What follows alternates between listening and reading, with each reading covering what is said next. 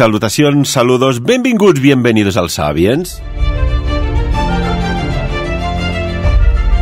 Y ya no nos levantamos con un ay en la boca del estómago, no. Es que ya nos vamos a dormir con él. ¿Dónde están las buenas noticias? ¿Hacia dónde vamos?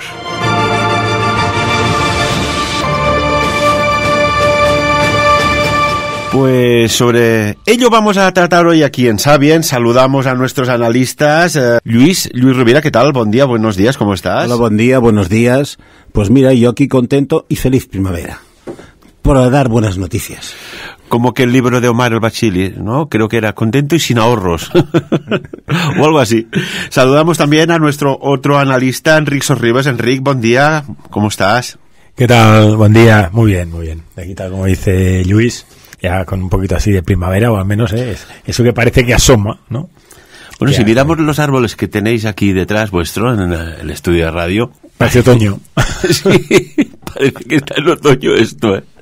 Madre mía. Bueno, el sábado hicimos una excursión por la montaña, nieve, agua-nieve, frío, caray, era digno de un baño de bosque, pero en estado puro. Bueno, yo volví, si me permites, desde Tossa de Mar hacia aquí, entonces es un buen camino, son 200 y pico de kilómetros, y normalmente cuando bajabas a partir de principios de abril, finales de marzo, por el camino veías muchas amapolas. Este año, con todo el movimiento, no digo cambio, movimiento climático, no había. Y ¿sabes el placer, la ilusión, las ganas que me dio al volver hace 2 días aquí a Andorra? El volver a ver alguna amapola en la cuneta. Pues bueno, yo creo que siempre volveremos a florecer. Yo creo que siempre volveremos a tener esa actitud, a recomponer, a ir más allá. Sobre todo porque, claro, si miramos el panorama, las noticias y todas las situaciones, da pena. Por lo tanto, tenemos 2 soluciones. Nos tapamos los ojos y los oídos, cosa que no hay que ser, pero sí hay que disfrutar del momento, de los pequeños momentos, y la tierra, la primavera en este caso, nos vuelve a dar esa punta de ilusión, nos vuelve a iluminar la vista. Una cuestión os quería comentar. Vamos a hablar de varios temas interesantes, creo yo. Pero el primero que nos ocupa lugar, que parece insólito, ¿no? Que dices, hoy día, con la capacidad de filtrar información, de que alguien siempre puede estar descontento en una empresa y soltar información, o los sistemas antiespionaje que hay, o las aplicaciones que hay para decir, oye, que te están monitorizando el móvil. Vamos a hablar de Pegasus, este sistema de espionaje, que no deja de ser un software muy complejo. Me gustaría saber vuestra opinión sobre este proceso de espionaje a través de Pegasus, que parece ser que 60 políticos catalanes han estado, rastreados, monitorizados y escuchados. ¿Qué opinión os merece? Dado que sea cierto, claro. A ver, que yo creo que cierto lo es, porque si no ya el CNI no entraría a analizar nada, y desde el CNI no se hubiera afirmado que sí que se hacía bajo auspicio judicial. Ese es punto 1. 60 me parecen pocos. Yo soy de la opinión que debe haber más.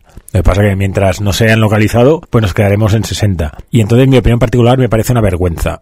Una vergüenza porque yo puedo entender que bajo medidas judiciales determinados perfiles puedan ser seguidos, monitorizados, porque bueno, no sé, hombre, si es un terrorista o es una persona con un riesgo muy elevado de cometer un crimen, me parece una situación que por el bien común, y siempre estamos jugando. Perdona, pero es que ellos están alegando que estas personas a las que, o sea, 60 personas a las que se ha seguido, se ha escuchado, se ha espiado, para ellos eran terroristas. Por lo tanto, dices, bueno, lo importante es saber qué opinión tienen y dónde ponen el adjetivo terrorista. No, esta es la situación. Es que yo me refería a eso, es decir, que la definición de persona de riesgo me gustaría saber dónde entra, porque claro, una persona que por ideología pretende ser independiente, ¿no? Independentista en este caso, pero es un tema ideológico, porque si alguna cosa está clara, y hablo al menos de la mayoría de políticos catalanes, si alguna cosa nos caracteriza es ser pacíficos, claro, que entre dentro de la componente terrorista tenemos un problema, ¿no? Sí, es que para muchos simplemente el hecho de ser terrorista es no opinar como yo. Uh-huh. Entonces ya eres un terrorista. Uh-huh. Entonces, a partir de aquí ya es un tema de educación. Y esto ha sido así durante muchos años. Y no hay que estar ni a favor ni de unos ni de otros. Lo que sí es cierto es que este espionaje, bueno, remontémonos unos cuantos años en la historia, vayamos a Estados Unidos, famoso Watergate. Saltó hasta el presidente de Estados Unidos. Sí, pero estamos hablando de países serios, con todo el cariño, ¿eh? Ahora lo has dicho tú. Me parece que te lo he puesto en la boca que dijeras esto. Entonces estamos hablando de un malware, que es un software que se introduce de forma pues legal dentro de la jurisdicción o ilegal, ¿no? Esto aquí hay un debate abierto, que es capaz de conseguir, bueno, el control, podríamos decir, ilimitado de todo lo que se dice, se comparte, se escucha, sin que el usuario lo sepa. Yo creo que hay un factor que es peor que este todavía. Es que te pueden manipular el móvil e introducirte situaciones, conversaciones que tú no hayas hecho. Lo cual, seamos conspiranoicos. O sea, yo accedo al móvil de Luis y a Luis le quiero poner en un problema y le introduzco, me da igual, ¿no? O sea, cualquier situación o mensaje o componente que pueda considerarse delictivo o sospechoso o que le pueda dinamitar su carrera política, su carrera profesional, eso también. Eso, o sea, ya no es una cuestión de voy a analizar, no, es que voy a manipular. Y eso es lo que me parece absolutamente de juzgado de guardia. O sea, por lo que dices, no solo son escuchas ilegales, por decirlo así, o bajarte datos desde WhatsApp o cualquiera, mensajes ilegales, sino que además puedes introducir, manipular y crear situaciones que tú desconoces absolutamente. Correcto. Y claro, como es tu móvil... Exacto, no, por eso digo que claro, que luego yo en tu móvil puedo encontrar lo que me da la gana porque algunas cosas hasta las he podido hacer yo, ¿no? Eso me parece absolutamente aberrante, ¿no? En una democracia plena y relativo a políticos. O sea, y ya me da igual si los políticos son de extrema derecha o son de extrema izquierda. A mí que me digas, no, es que estamos monitorizando a un terrorista. Oye, bueno, es de cajón. Pero yo creo que el problema, aparte ya, ¿cómo te diría yo? Aparte ya de los valores que pueden haber políticos detrás sobre esto, las opiniones o lo que sea, pero esto lo puedes utilizar igualmente y se vende para el espionaje industrial también. Por lo tanto, esta ya es una herramienta ilegal. Lo que tendría que estar la legislación preparada para que esto no se pueda vender. Es que ya no es quien lo utiliza. Ya sabemos que quien lo utiliza, pues no sé, es como los grandes inventos de la historia. Realmente han empezado como inventos militares y después han ido pues por otros lados. Pero ¿dónde estamos? ¿Dónde está la ética? ¿Dónde está la moral? Después vienen unos resultados equivocados o lo que sea, es igual, dejémoslo ahí.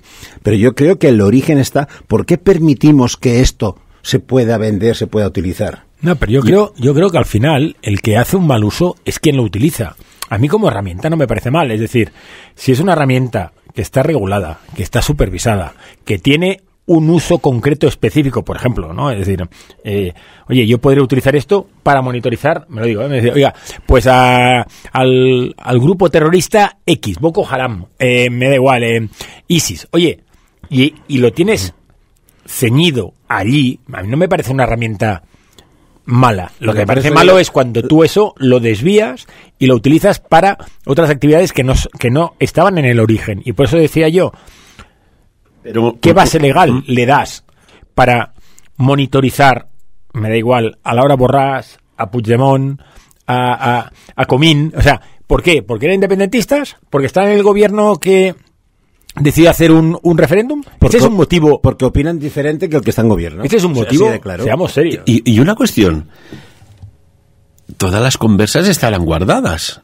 Sí. De haber sido inocente. Por ejemplo, el presidente de la Generalitat, el señor Pere Aragonès, o los expresidentes Quim Torra o Artur Mas, algo tendrán que decir, ¿no? O, entre otros, oiga, si esto ha sido así, ¿por qué? ¿Dónde están nuestras conversas? ¿Qué uso se van a hacer? ¿Y quién ha autorizado todo esto?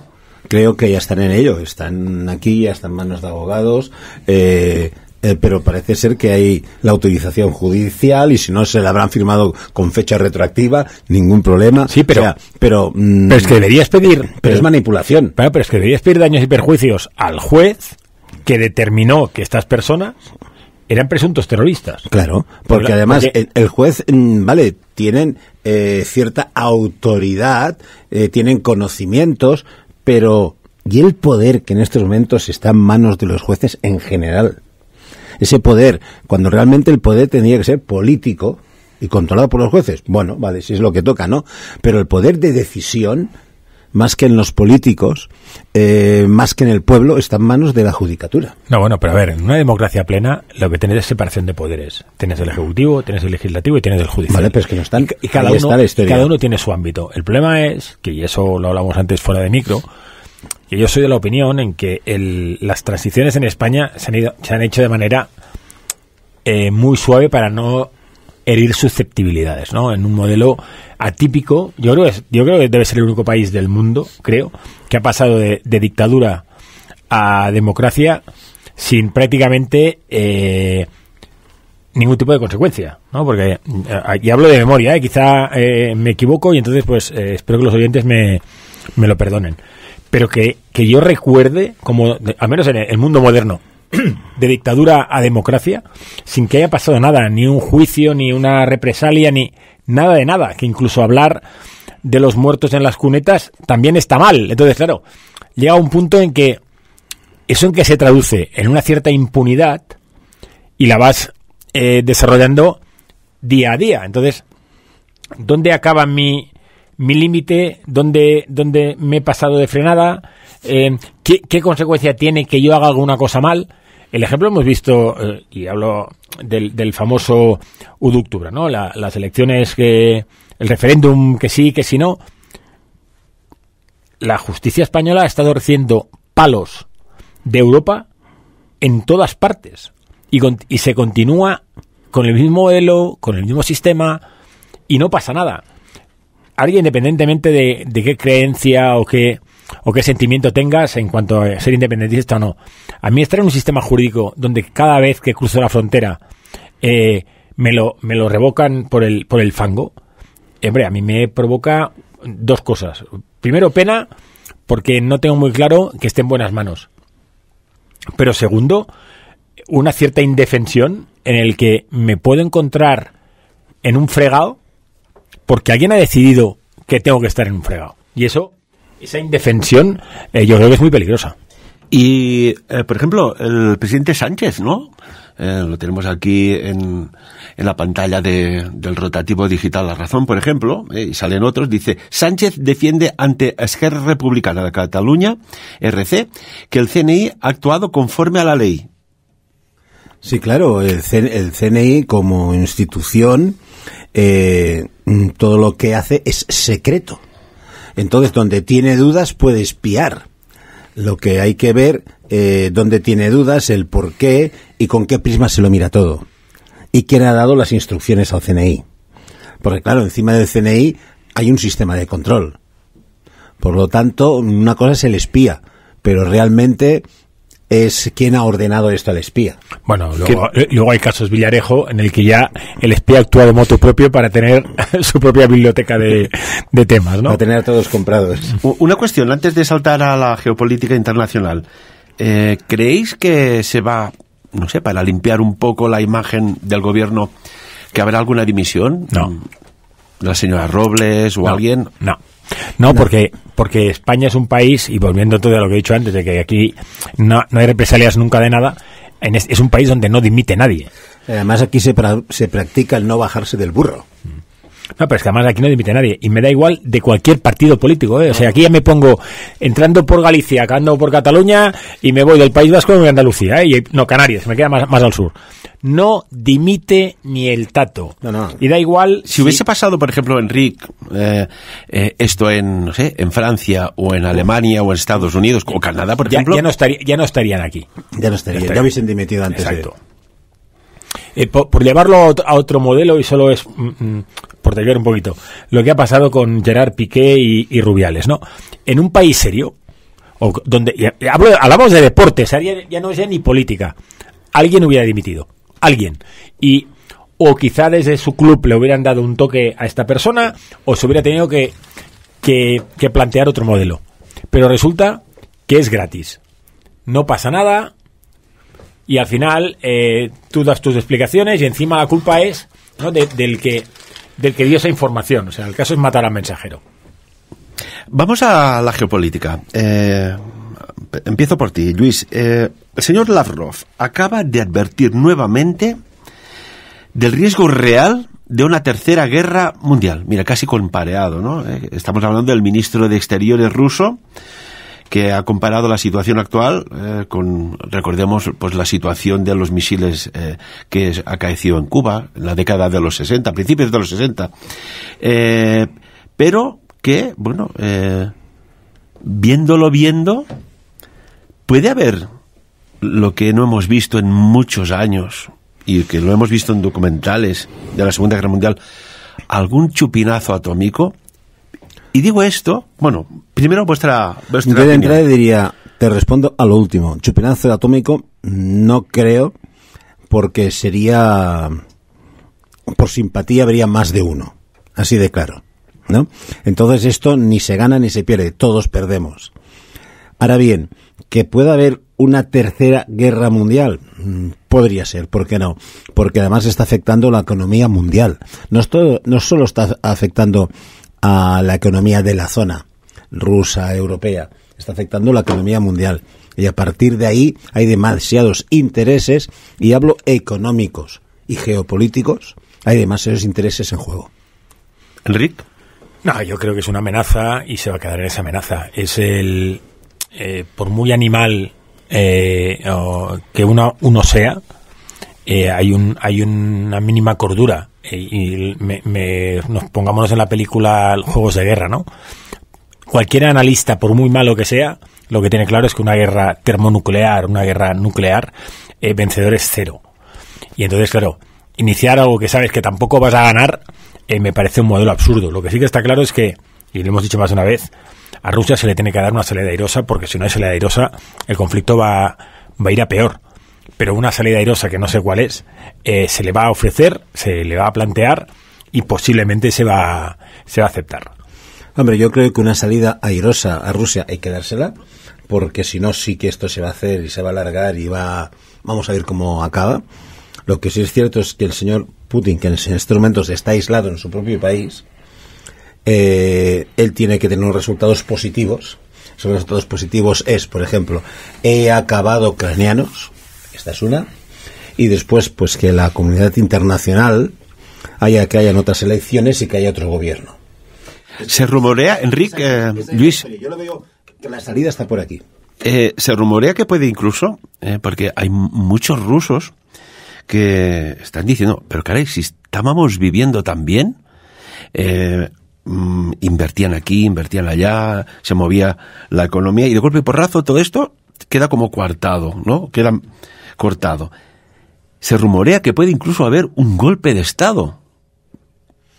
¿Es posible? Yo eso lo veo muy poco factible por la política que ha estado ejerciendo Putin en los últimos 20 años. Sí, ¿no? Sí, el mismo sistema lo tiene todo absolutamente controlado. Se ha cambiado la Duma, se ha cambiado las leyes, está todo adaptado de tal manera que yo creo que es muy difícil. Para que hubiera un golpe de Estado, el ejército debería estar interesado en un cambio. La pregunta es, a nivel de ejército, ¿qué ventaja le supone un cambio político cuando el ejército con Putin no vive mal?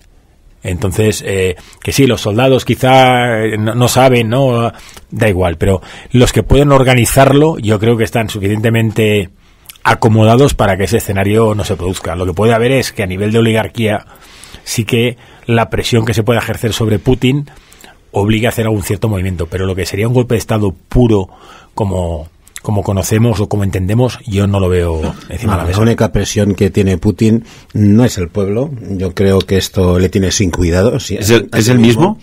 No es el mismo. Es la oligarquía y los que están a su alrededor. Recordemos que la oligarquía rusa que tienen las grandes multinacionales rusas, por decirlo de alguna forma, son exmilitares muchos. Y estaban en el Partido Comunista. Por lo tanto, estos tienen que seguir teniéndolos contentos. Y si no los tiene contentos, porque en estos momentos tienen las cuentas bloqueadas, no pueden disponer de su dinero, no pueden trabajar sus empresas. Esto es lo único que por aquí podía haber un golpe de Estado en Rusia. Pero yo creo que es tan hábil, comprando y vendiendo. Yo creo que es un buen comercial que le va a dar un giro radical y saldrá airoso delante de los suyos. En estos momentos no sé cómo está, porque todo está cambiando tan rápido que lo que decimos ahora, dentro de una hora puede haber quedado obsoleto, pero parece ser que se ha cortado el gas a Polonia y Bulgaria. Después, porque no pagan en rublos. Pero después también corría una información de que no, que se había restablecido. Bueno, aquí el tema viene porque Rusia exige que se pague en rublos, pues la manera de pagar en rublos lo que hace es que el valor del rublo sube y entonces automáticamente la economía rusa y los rusos sufren menos, ¿no? Porque su moneda está apreciada. Claro, el problema es que el rublo fuera de Rusia está limitado porque es una moneda que, digamos, no es de uso común. Entonces, bueno, es una manera de presionar porque eso es una respuesta a que, si no me equivoco, Polonia había incrementado las restricciones a Gazprom. Entonces, la respuesta es: muy bien, pues ya que no me pagas en rublos, te quedas sin acceso al gas. Y no olvidemos que Europa Central está muy vinculada al gas ruso. Entonces, en las medidas de presión van jugando a derecha e izquierda cual partida de ajedrez. Y la nueva presión, diría yo, que va más allá de todo esto. Fijaros los nuevos movimientos a nivel territoriales, hacia dónde están derivando, y los nuevos territorios que parece que están yendo hacia allá también. Moldavia está... Transnistria, para ser exactos, Transnistria. Exacto. Caray, qué memoria, Ayer es donde estaban los vampiros. No, eso era Transilvania. Transilvania. Ya. Una cuestión, ¿puede haber un efecto tsunami? Y me explico. Si cogemos el mapa de Ucrania, vemos que el objetivo militar, hablamos de geopolítica militar ahora, había pues unos frentes que todo apuntaban pues a neutralizar la capital, Kiev.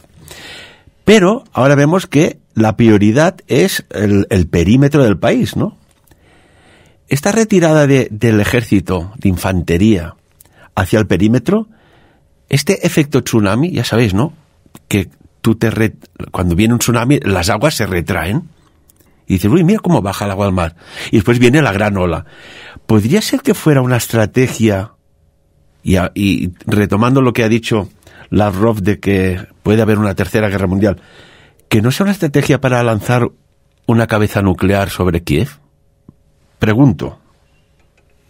Yo creo que en el momento en que inicie, o sea, si alguien le da el botón y lanzas una cabeza nuclear a Kiev, automáticamente has iniciado un conflicto que es de no retorno. Y no retorno significa que hay mucha gente que está implicada. No olvidemos que el socio preferencial de Rusia es China. China, evidentemente, no se puede mojar porque tiene intereses en todas las partes, pero yo dudo mucho que en una situación como esta, China, y evidentemente China está jugando su papel, le permitiera a Rusia entrar en ese juego, porque estoy convencido que los movimientos de Rusia están de alguna manera informados a China previamente.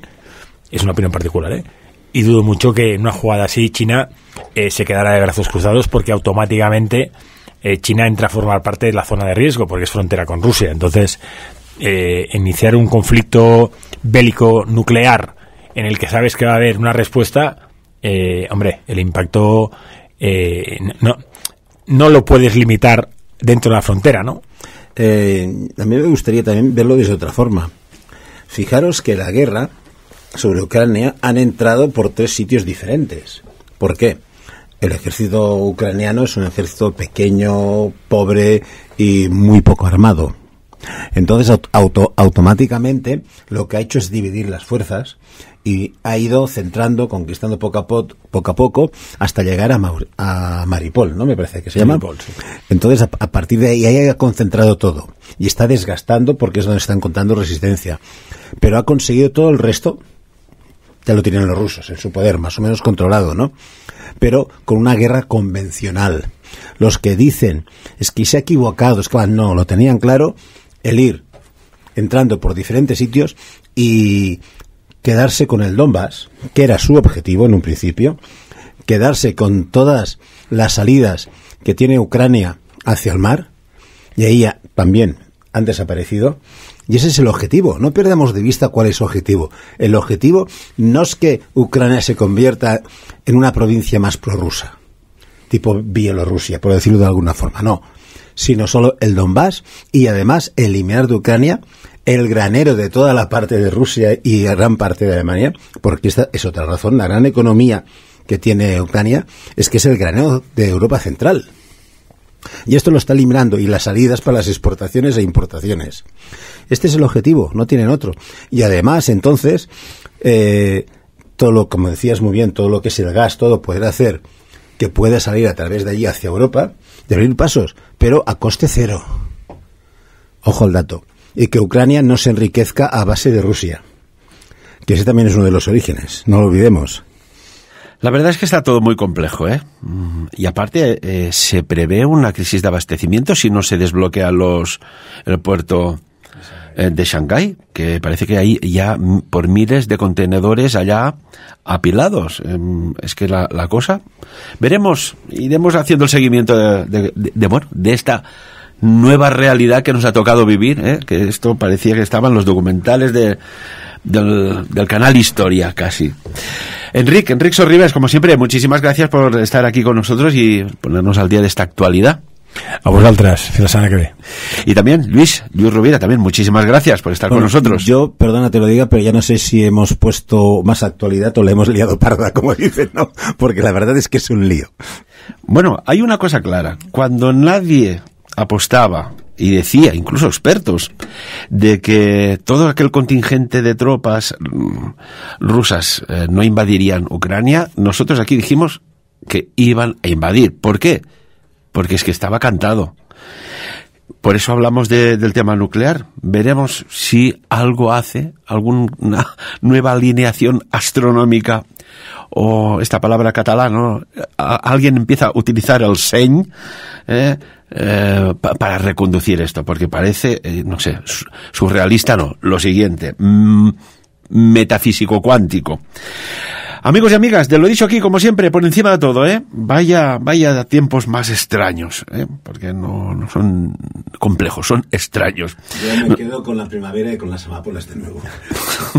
Decía Luis, que yo me quedo con la primavera en las amapolas. Venga, vamos a respirar un poco al campo. Amigos y amigas, de lo dicho aquí, que cada uno saque sus propias conclusiones.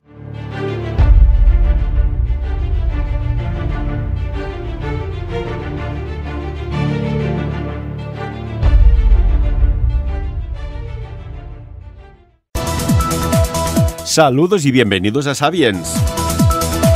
Os animo que os suscribáis al canal, que nos deis un like y nos ayudéis a seguir informándoos a través de un donativo.